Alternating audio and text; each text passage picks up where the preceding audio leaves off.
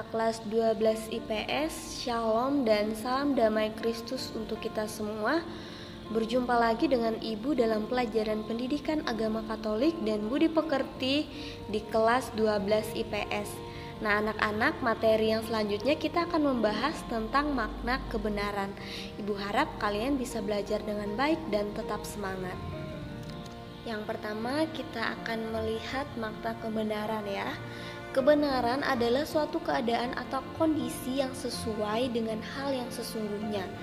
Kebenaran juga berarti hal yang sungguh-sungguh benar ya, karena itu kebenaran berkaitan erat dengan kejujuran. Nah, anak-anak, berbicara tentang kebenaran berarti ada kaitannya dengan kebohongan atau dusta ya. Kita sering mendengar orang melakukan kebohongan-kebohongan.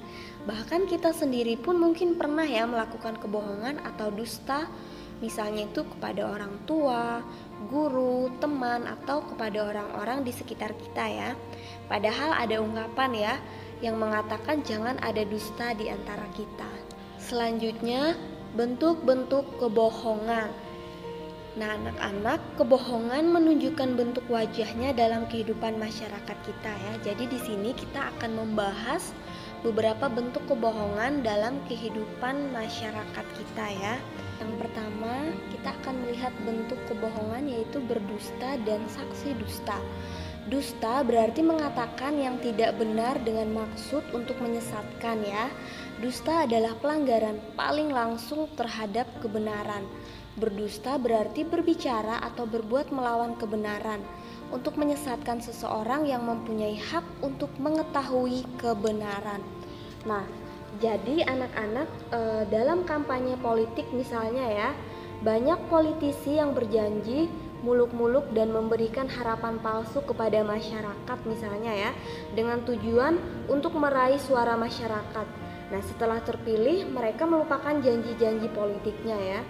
Kemudian ada lagi contohnya yang lebih parah ya, misalnya ada orang yang telah disumpah di atas kitab suci untuk memegang jabatan publik tertentu di mana ia berjanji tidak melakukan korupsi, namun setelahnya ia melakukan tindak korupsi ya. Jadi ini contohnya ya, berdusta dan saksi dusta.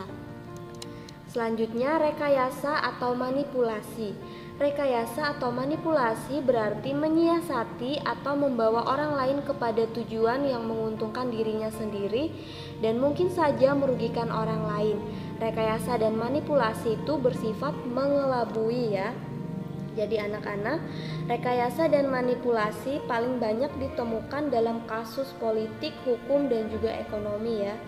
Seorang penegak hukum misalnya yang jujur dan tegas dapat dijatuhkan lewat rekayasa dengan cara kriminalisasi dan akhirnya ia dihukum serta masuk penjara ya. Kemudian yang selanjutnya itu adalah fitnah dan umpatan. Fitnah dan umpatan merupakan tindakan yang sangat buruk karena yang difitnah tidak hadir untuk membela diri ya. Nah, jadi anak-anak, fitnah itu dapat berkembang tanpa saringan ya.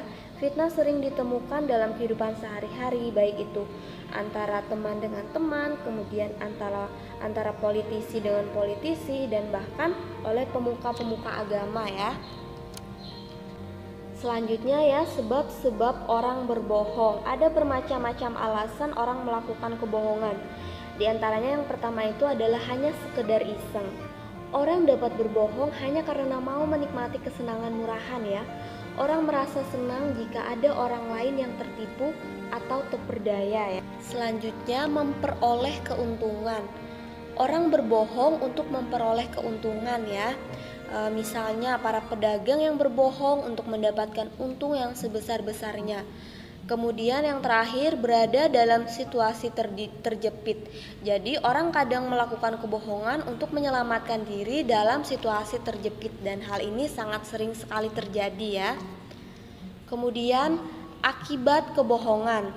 Tindak kebohongan itu pastinya memberikan akibat ya, baik bagi diri sendiri, orang yang dibohongi, maupun masyarakat luas ya. Sekarang kita akan melihat akibat kebohongan bagi diri kita sendiri ya.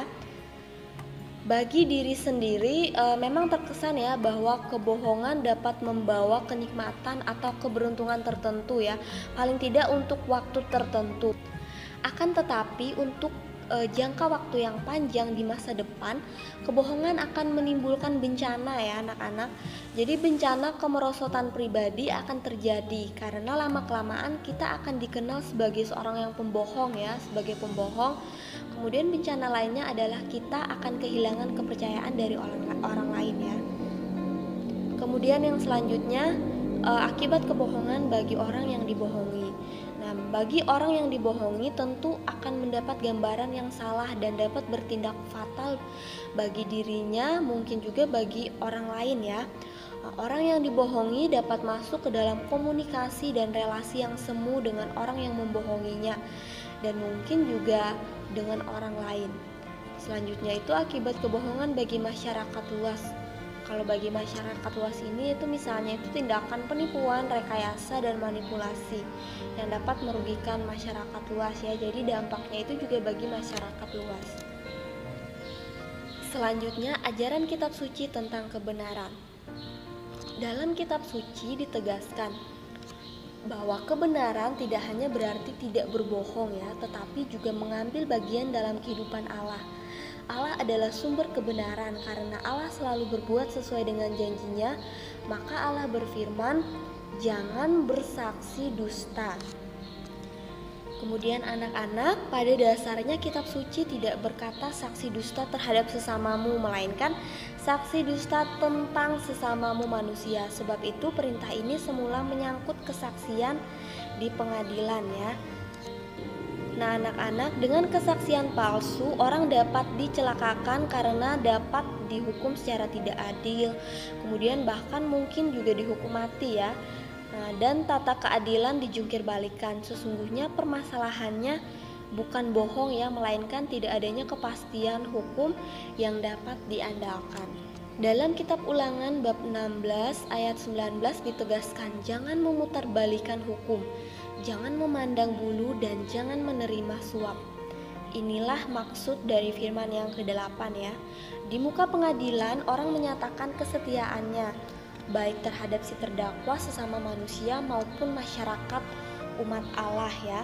Sebab dalam umat Allah pengadilan adalah kepunyaan Allah, yakni kepunyaan Allah yang setia dengan tiada kecurangan, adil dan benar. Kemudian dalam kitab suci perjanjian baru dikatakan bahwa Yesus adalah kebenaran. Ia dibenarkan Allah dengan kebangkitannya. Allah menyatakan bahwa Yesus adalah orang benar. Ia adalah pewahyuan dari Allah sendiri. Orang yang percaya kepadanya akan selamat ya. Jadi ikut dibenarkan Allah. Nah, anak-anak, percaya di sini bukan hanya yakin ya bahwa Yesus itu ada dan hidup, tetapi berarti mau mengandalkan hidupnya kepada Yesus serta menjalankan yang dikehendakinya ya. Maka membela kebenaran berarti ikut dalam karya Allah menyelamatkan manusia. Selain itu, membela kebenaran berarti juga memperjuangkan kehendak Allah dan meneladani Yesus sang kebenaran itu sendiri.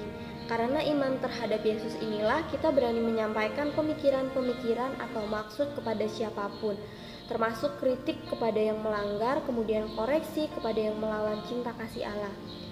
Nah anak-anak, kita harus selalu mengatakan kebenaran ya, meskipun mungkin sangat beresiko ya. Yesus pernah mengatakan, jika ya hendaklah kamu katakan ya, jika tidak hendaklah kamu katakan tidak. Karena apa yang lebih daripada itu berasal dari si jahat. Baiklah anak-anak, demikianlah materi yang dapat Ibu sampaikan dalam pembelajaran kali ini. Semoga apa yang Ibu sampaikan dapat bermanfaat bagi kalian semua. Sampai bertemu di pertemuan yang selanjutnya dengan materi yang baru. Ibu harap kalian tetap semangat dan juga jangan lupa jaga kesehatan. Thank you and God bless us.